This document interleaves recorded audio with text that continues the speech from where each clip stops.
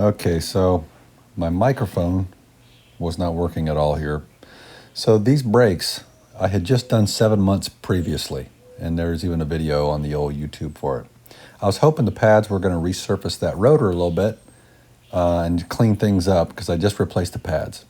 And it did not work. So here I am taking these things apart so that I can change out the brakes again. I ordered a set off of the old Amazonian. And of course, I picked the cheapest set I could find that was going to come in within 2 days, and it ended up taking them 4 days to come in. And anyway, yeah, so here I am trying to take off the caliper bolts. Of course, I took the one out all the way, which then allowed the caliper to spin, so I had to put that one back in so I could loosen the other bolt. I had taken this apart the day before, or not the day before, several days before, and to see what exactly the issue was, because I kept hearing some dragging, every once in a while a little bit of grinding, and so I needed to check that out, and found out that my pads were not wearing evenly again, which is the same issue I had before. Notice the outside pad is the one that's worn at an angle, and the top of the pad is the thin side. So it's angled in toward the top of the rotor. Now, if it was a caliper issue, it would be the one on the right here, and the one on the right is fine. So it doesn't make a lot of sense as to why this did what it did. So I'm hoping that new rotors and new pads will do the trick here. But yeah, if it was a caliper issue, the inside pad would be the one completely worn, and then the outside pad would almost be untouched. If the caliper was the issue, or if the pins were stuck. So I don't believe the pins were stuck, and I ended up checking them that day as well. Also re-greased them. So on with the dismantling of the parts here. So next, I've got to get the caliper bracket off, and I believe it's the same size bolt as the caliper bolt, 14 M&M. So I loosen those up with the old breaker bar because the little ratchet just wasn't quite long enough. Do the old hand hammer technique on that. Big old head right in the way. Perfect. The caliper is kind of a pain. It's got the e-brake cable hanging out the bottom of it, and so like normally I'd hang them up by a coat hanger or wire or whatever, get them up out of the way, but really the e-brake cable holds them up and is completely in the way of all that. So got those loose, get those things out, and be on our way. All right, so get those bolts out, bracket off. Let's check out the old rotor here. Yeah, the outside did not get resurfaced as well as I was hoping. Yeah, still pretty rough. The inside looked like it was starting to clean things up a bit, and probably throughout the life cycle of that pad's probably been fine. Now here's the new stuff off the old Amazonian. Cheapest thing I could find. Slotted and drilled rotors on the rear of a 2011 Prius. Now when I opened the box, I didn't see any pads. All I saw was the two boxes of the rotors, and I thought, they didn't give me any pads. Then I opened the box and I see the pads in one of them, but no hardware. And I'm like, this is supposed to have hardware. So then I opened the second box and I see, as you can see right in the center hole of that rotor there, I've got hardware in a bag under the other rotor. I have never seen packaging like this. And so under the other rotor, oh, boom, there's my bag of hardware, clips and whatever. So, hey, not a bad deal, $65. In case you were not aware, there's apparently a right and a left side for drilled and slotted rotors. Was not aware of this. I started looking at the lines. I had the right on here first, and then realized that the slots were pointed like this, which would not help get brake dust moved to the outside of the hub. That's actually the opposite.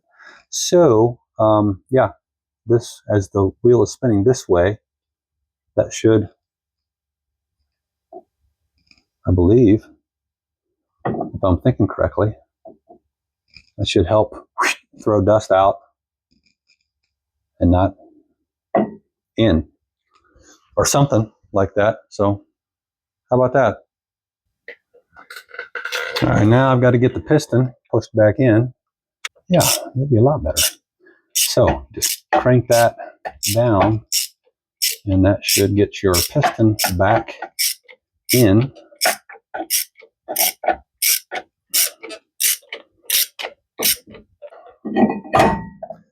Get the bracket put back on. This hardware is so not old. I'm about to just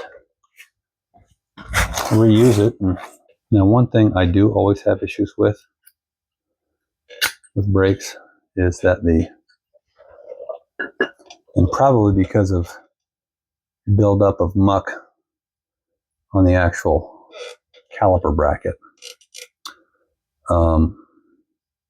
there never seems to be enough room for these pads to really move well or consistently. Okay, that ain't right. Well, no wonder.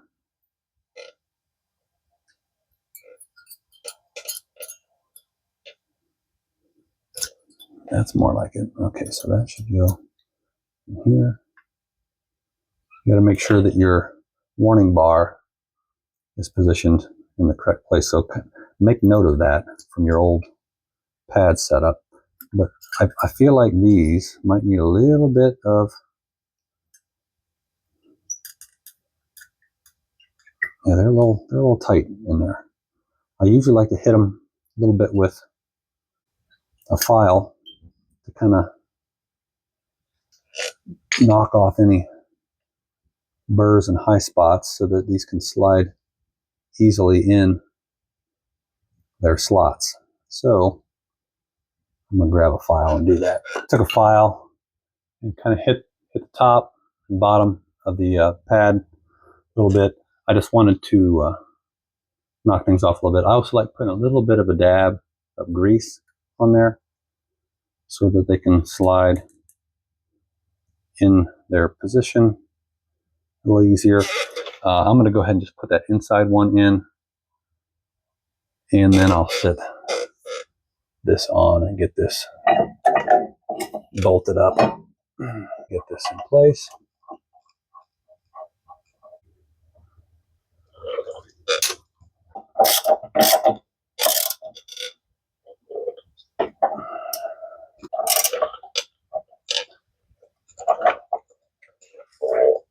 Yeah. Oh, yep, that's torqued.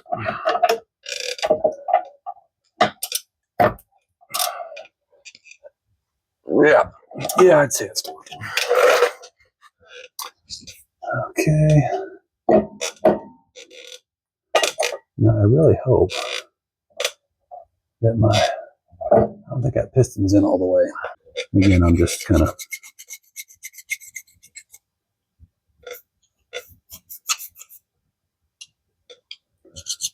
taking the paint off and a little bit of steel just to make sure I got a little bit of extra room. For the love of all that is holy. I remember having issues with this last time. Maybe that's why this pad isn't quite working the way it ought to. All right, so I gave up pretty quickly with the file. It just wasn't cutting it, literally. So got the old flap disc out, took some material off top and bottom until they would slide in with very little resistance. I wanted them to be free to move in there. I think that's part of the issue. I think the pad would get caught and could only rotate then instead of actually slide, which is probably why that top part of that pad ended up angling toward the top of or outer part of the rotor. So anyhow, got to get the caliper bolts back in, and I already greased those pins, so I didn't worry about that. I had done that the other day. So tighten those to, hey, Hey, there we go. And does she spin? We'll see. Yep. Little tight. Oh, see the pins moving there a little bit. Oh, there we go. Oh, nice. Nice. Let's rock on. Let's get this wheel on. Mm-hmm. Well, that's fun to watch. Oh, oh my gosh, look at him go.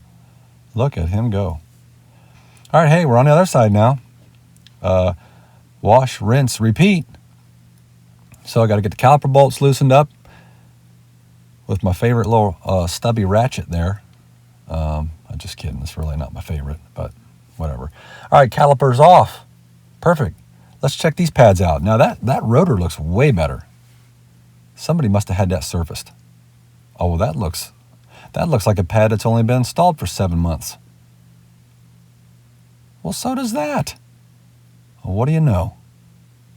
Well, how about that? Well, you know what I'm going to do? I'm hanging on to these suckers because when the other side goes bad on me again, I got to have a pad laying around I can throw in there. So, breaker bar time for the caliper bracket.